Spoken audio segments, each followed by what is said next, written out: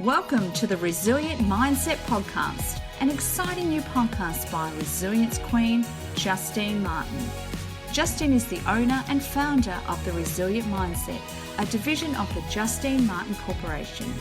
Justine draws on her years of experience and knowledge consulting with clients to develop and sustain a positive mindset.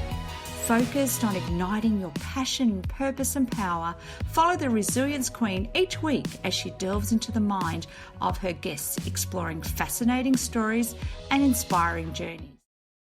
Welcome back, listeners. Today I've got Ainslee Hooper. Ainslee is an anthropologist, disability inclusion consultant, speaker and author, and has her own consulting business, Ainslee Hooper Consulting. Consulting with businesses and organisations in both the public and private sectors. Through her consulting, Ainslee ensures consumers with disabilities are heard, seen and included by helping businesses and organisations identify and remove invisible barriers to disability inclusion. Ainslee has worked on numerous projects with councils, disability service providers, public venues and sustainability service firms. Ainslee is passionate about disability inclusion and combines her unique knowledge of disability with her professional expertise to foster an understanding of experiences resulting in improved outcomes for all. Ainslee is a published author, having published her first work in the co-authored book, The Women Changing the World, and has been recognised for the work in her field, receiving the Employment Award in the Geelong Awards for People with Disability in 2020.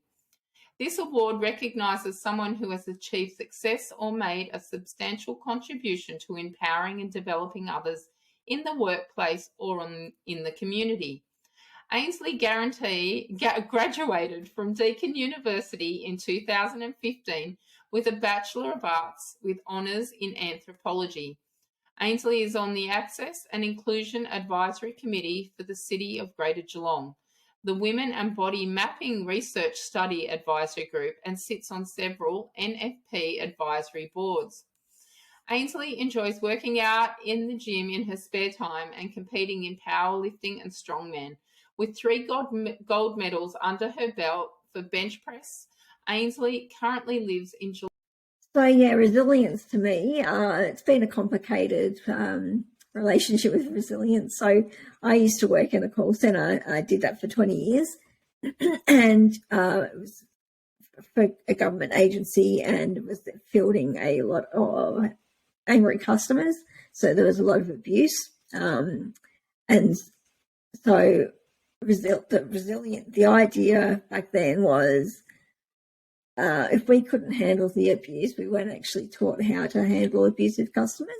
We were just taught we had to be resilient and buck up.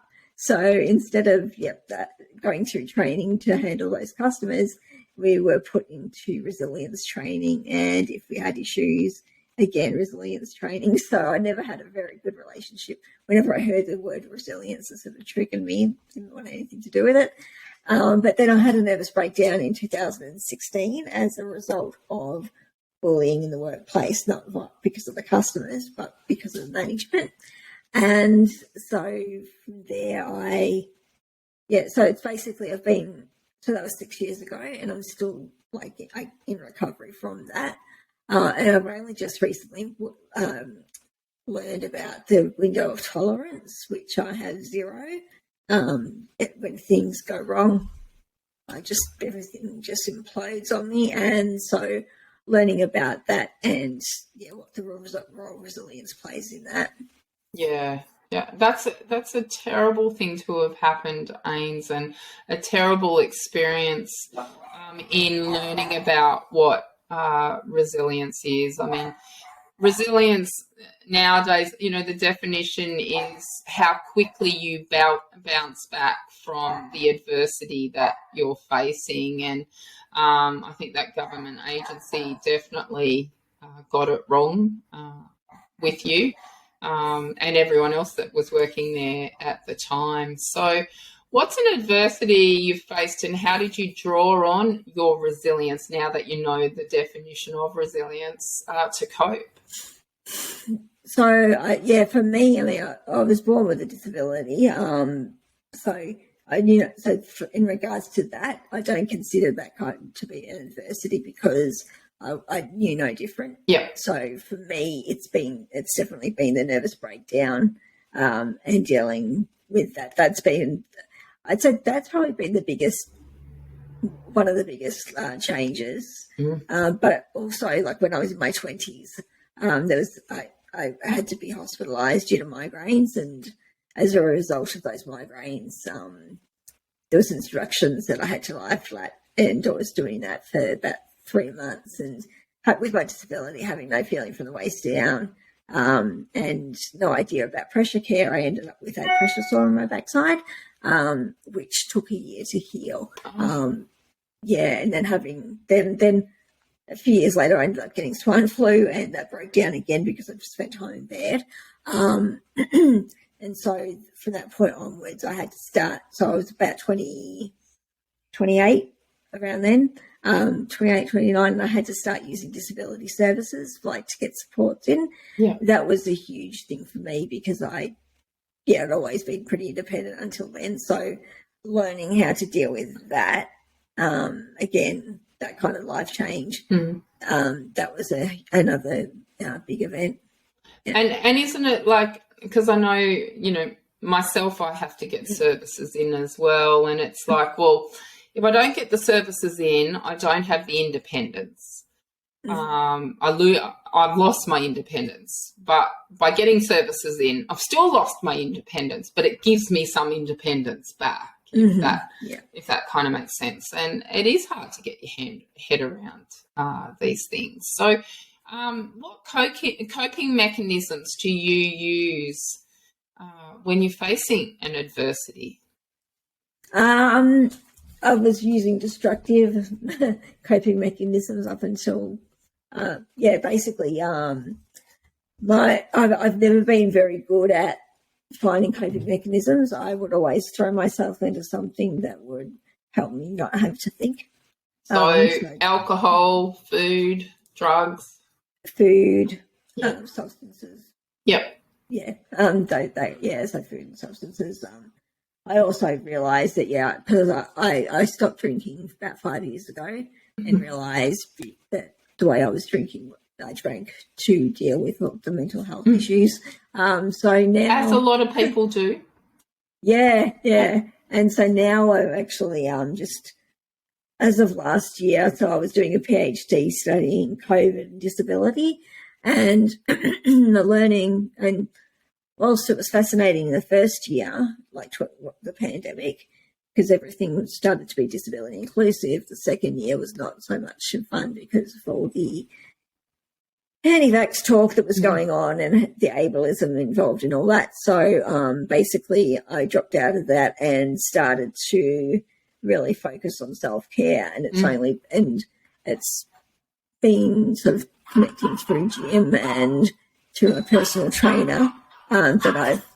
Building resilience is a key life skill, a skill everyone needs to work at consistently. Life can throw us curveballs, from sickness to job loss, death and no purpose, but it's our inner strength to get back up, navigate the journey of change and build ourselves back up. If you'd like a free 30-minute one-on-one conversation with resilience coach Justine Martin, email yes please to hello@justinemartin.com.au. So what are some positive coping mechanisms that you used to gain resilience, Ains? So I think the first thing for me was like to help me out of my nervous breakdown. Was the biggest discovery was the gym. And I remember my partner going to the gym. Like he started doing weight training, and his coach said, "Oh, why doesn't Ainslee come to the gym?" And like at that time, I was just like a shell, and I was like, "There's no way in hell I'm going to a gym," because I was just too nervous and self-conscious. I finally got into it and found that I was actually good at doing bench press, and started competing in that, and just finding the community like people who I thought were going to be really scary and really judgmental were like completely the opposite.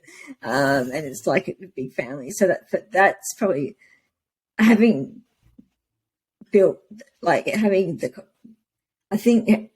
kind of positive influence certainly helped helps with the resilience. So like, and then so I find working out going to the gym that helps me. I've also started competing in strongman, and the coach who I have now has also gone through counselling. She talks about it quite extensively. She's got a podcast, and she talks about it quite extensively about her own journey. And so she treats things in a holistic manner. So she trains you, but she also helps with your mindset. So that's been really helpful. And I've started journaling. Journaling is something that I'm still struggling with because once I start writing stuff, and then I'm just like, oh my God, I wish my brain would just shut up about that stuff. So I'm sort of going through that process of journaling as well. And I guess the other thing is as well, now I've also on a wait list to get into counselling to start dealing with things as well. So I think it's those are the kind of things that help me. Yeah, I mean, I, as you know, Ainslee, I compete in weightlifting as well, and have, I entered a gym over 20 years ago now, before it was fashionable for women to go and weight train, and way before CrossFit was ever invented, and, represented Australia quite some time ago. And I'm a little bit older than you, and I love it. I mean, I love the thrill of being able to pick up something heavy. I love the thrill of going in there and being in there with like-minded people that are all positive.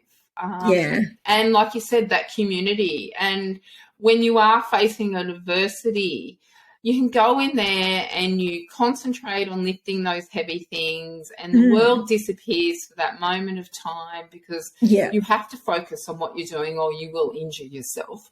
And, you could be just lifting 5 kilos and there'll be someone there spurring you on that you're doing that. And it's like, well done, that was a really good lift. And it's like, thanks. And that's the thing I like about it, is the yelling and the encouragement. It's like, oh my God, all these people yelling for me, and like that's huge. So who'd you compete with? What was the I competed. I started in tug of war nationally in Australia. Wow. And got to like national level in that, and won lots of gold medals and silver and bronze, and indoor and outdoor in that, back 2001, 2, 3, all the way through to around about 2006, I think I did that. And then I started in a weightlifting organisation called All Round Weightlifting, which is an international organisation, and they have about 154 different lifts, and we used to compete every 6 weeks in WA with that. And then the guy that I was with and my kids went to the World Championships in New Zealand in 2007, and I came runner-up open female for that, and both my kids won world titles. And we used to have a gym at home. It was cheaper for us to buy all the equipment and put it in a big gym that was about 7 metres by 8 metres, and the 4 of us used to train there. And we couldn't have got the kids into a gym anyway with the ages that they were. I mean, Ali was she was about 6 or 7 when she started, and Zach was 10 or 11 when he started. And we used to say, the family that trained together stayed together. We did for 8 years. And then I competed in Capo for a period of time in Western Australia. And then when I moved over to Victoria, I competed at the Australian Masters Games in disabled bench, and then joked with my coach when I was training for that when I got through the training for disabled bench that I'd give Olympic weightlifting a crack, and I thought he'd forgotten it. And then the Monday after the Australian Games, I walked into training. He goes, right, now we're going to start training Olympic. And I competed as a masters lifter at the several Victorian championships and then the Australian Masters Championships and then the Pacific Rim Masters Championships and the Oceania Masters Championships. Is that Paralympics or? No. So I competed with able-bodied athletes and who were over the age of 35. And I was a lot older than 35, I can tell you. And I won some medals in that as well. And that was the last time I was on the lifting platform, because then I was diagnosed with lymphoma, leukemia and melanoma all at once, and had to start chemotherapy and steroids and everything in regards to that. So I was glowing green, and unfortunately those drugs wouldn't allow me to compete under an IOC competition. Oh, right, yeah. And so then it's been a big goal of mine to go back to the platform and lift again, and started training at the same gym that you train at with Vern, and was all set to compete in April 2020, and then COVID hit. And so that took me off the platform again. And then again last year there was another one organised and couldn't do that one because I've got a broken arm. And I am set, as you know, we're competing in April in a strong woman event. No, strong man. Strong man, yeah. We're strong. Yeah, that one is. Yeah. As disabled athletes. So yeah, I've got a box full of medals and ribbons from lifting, and the positive mindset that comes with that is definitely a coping mechanism for the adversity that you're facing. And like I said, you can lose yourself, as you have identified, in going into the gym and picking up heavy things. So just exercise in general. I mean, exercise is a great coping mechanism. Getting out there and doing some form of sport. Not everyone likes to pick up dirty ropes or heavy iron plates. So, so who are your role models in resilience, and how do they inspire you, Ainslee? I definitely say my coach, Karen Taylor. Yep. It's like hearing about her story and how she's overcome she's been through and still, dealing with. It's just like, that's probably been huge. So for me, other than that, I think hers is really the only story that I can think of at the moment. I'm just trying to think. That you've taken inspiration from hers. Yeah, although I think as well, through my work, having met a few different people with disabilities, I find it interesting talking to people like yourself who have acquired disabilities later on in life, as opposed to someone like myself who's always had disability, because I feel like you guys handle things a lot better than we do in that regard. I remember talking to one guy, Jason Climo, and it was fascinating because he was talking he was a medical student, and then he had an accident and ended up in a wheelchair. Yeah. And I always remember thinking to myself, this is a horrible thought, but it's just I thought to myself, if something like that had happened to me, I could walk in there and start taken away, I'd want to kill myself, because what's the point? And he's he actually says his disability is the best thing that's ever happened to him. Because I can relate to that. The opportunities it's given to him. And so, hearing that kind of rhetoric, it's I find that really inspirational as well. It totally changed the way I think about things. Yeah. Yeah, I know when, and I often refer to this, that life didn't stop when I became disabled. It just took on a new meaning.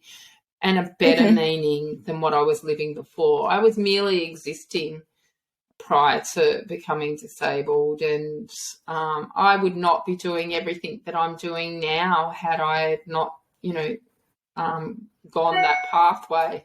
I always wanted to learn how to paint, but I never found the time. And so I wanted to learn how to paint, and I thought, well, I'll do that when I retire.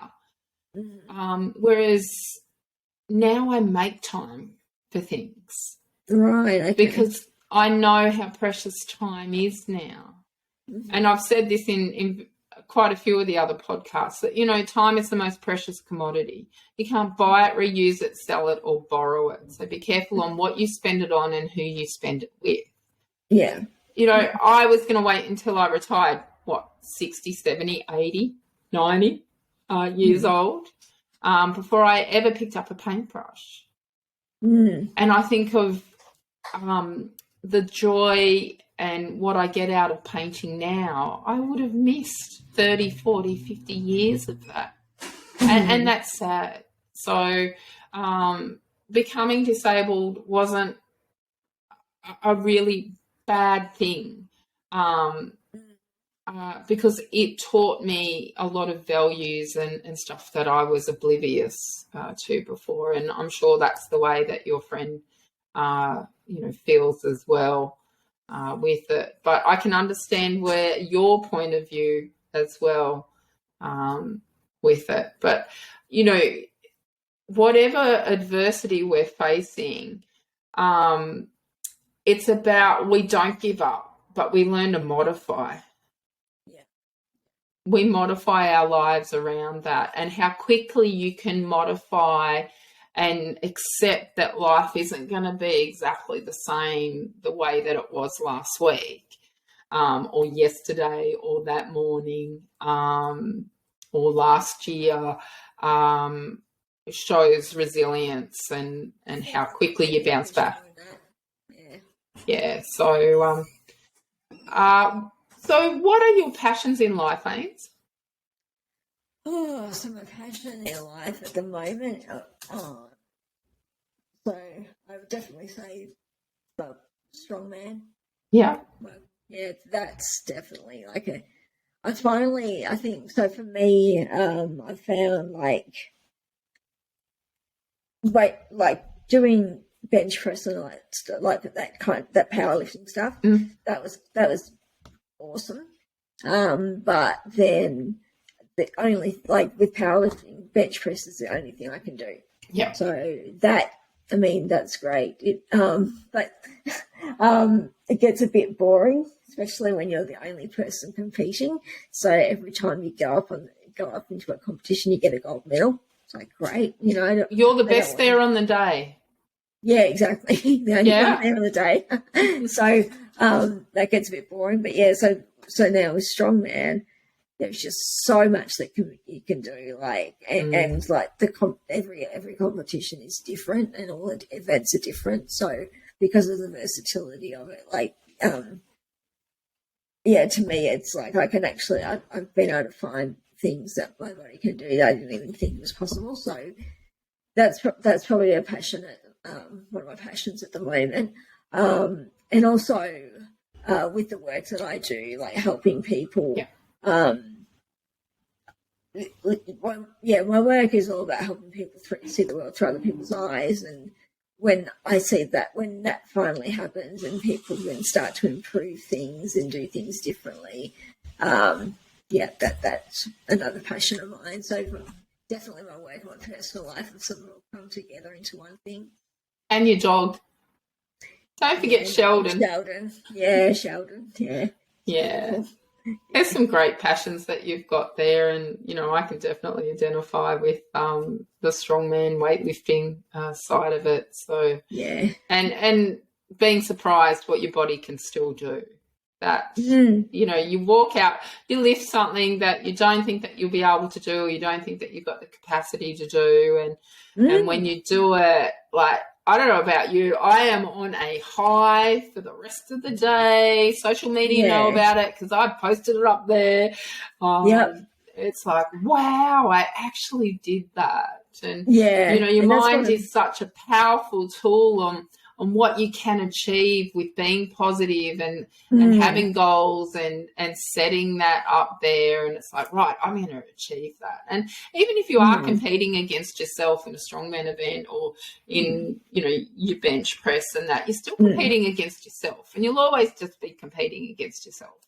And, you know, I used to go and say, all right, well, VP.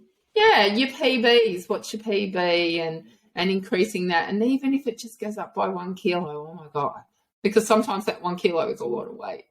That's a lot of weight extra to put on there.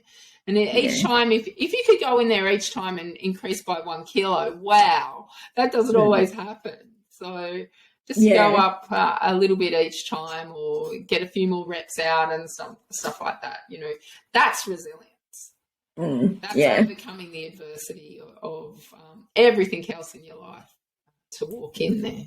So I've got a few quirky questions for you now, Ains. Yeah. Pineapple on pizza.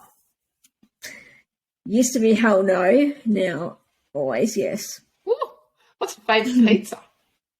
Favourite pizza is Pizza Hut hot and spicy. With pineapple? No. No, pineapple doesn't go on hot and spicy. What does pineapple goes go on Hawaiian. See. I have pineapple on Aussie.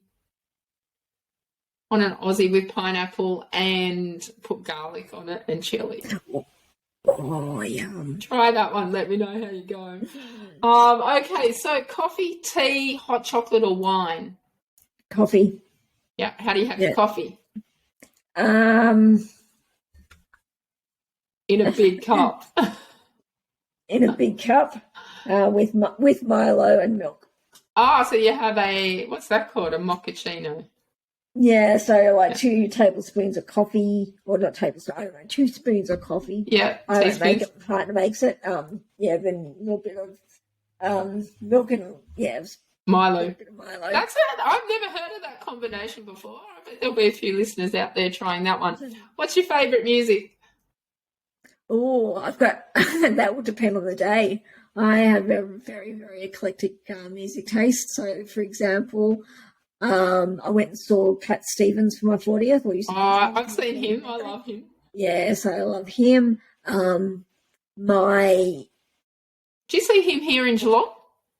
No, this was in Mount Rod Labour. Yeah. But yeah, my workout music is Super Suckers. So there's and then I've seen I love things like what else?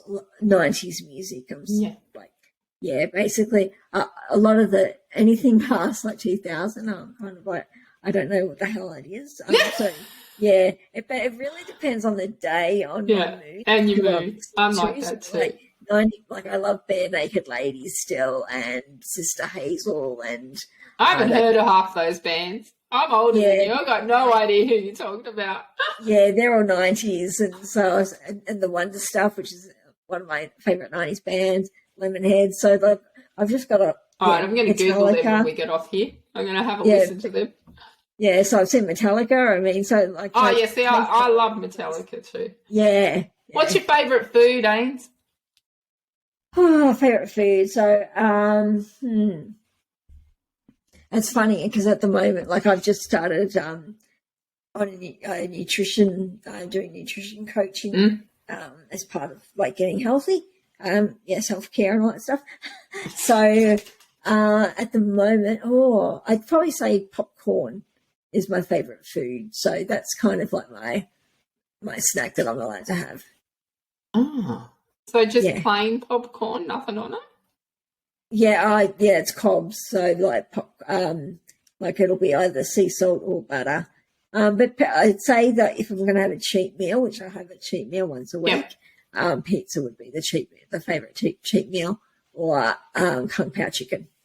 Oh, nice. Yeah, nice. Yeah. I like popcorn with chicken salt on it. Ooh. Yeah. Now I've got you thinking. Sweet popcorn's wrong. No, it's sweet. Unless it's covered in toffee. I haven't had that. Caramel popcorn. Now you're making me hungry. Well, anyway, Ainslee, thank you for joining us today on the Resilience Mindset podcast. It's been an absolute blast. We've had a couple of technical issues and a couple of dogs in the background, but we've sorted through that. Your journey is inspiring as always, and I love chatting to you about weightlifting and the resilience that you've built up in the adversities that you've faced. Thank you. It's great to talk to you too. So remember, listeners, stay resilient till next time. We hope you enjoyed the Resilience Mindset podcast. Remember to subscribe to the podcast to get your weekly fix listening to Resilience Queen Justine Martin. Follow Justine on social media at Resilience Mindset or log on to justinemartin.com.au. And until next time, remember, life doesn't get easier or more forgiving. We get stronger and more resilient.